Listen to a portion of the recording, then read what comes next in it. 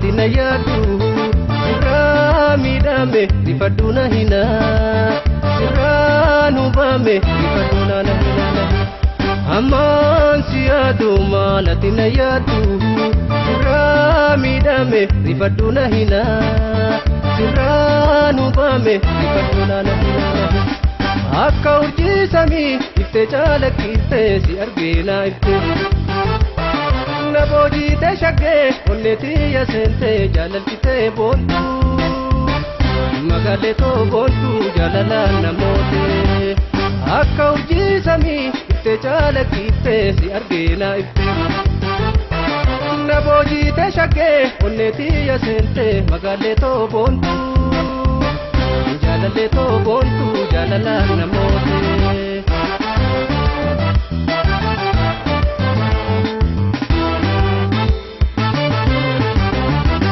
Hala malike undara ujala hituna matuna Simbon fula keti gamachu dabala jalala dabala Kalbin to ummati sidabun dandetu sidabbe nobsitu Jalala sikoba kahundana chaltu sumakaniyatu Jalalti tante nadamapte namarra koba dalabapte Yonyade dubu sumanyada ijansi argudan barbada Jalalti tante nadamapte namarra koba dalabapte Yonyade dubu sumanasawa ijanna lalisi kunadawa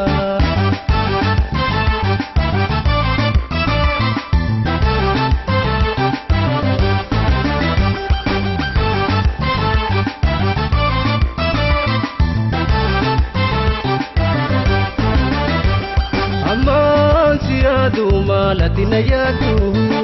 Rami dame rifaduna hina Ranu bame rifaduna na hina Aman siyadu malatina yadu Rami dame rifaduna hina Ranu bame rifaduna na hina Akka urji sami ifte chalakite si argina ifte Naboji te shagge onneti yasente jalalkite bontu Magale to bontu jalala namote Akka urji sami ifte chalakite si argina ifte Naboji te shagge onneti yasente magale to bontu Jalale to bontu jalala namote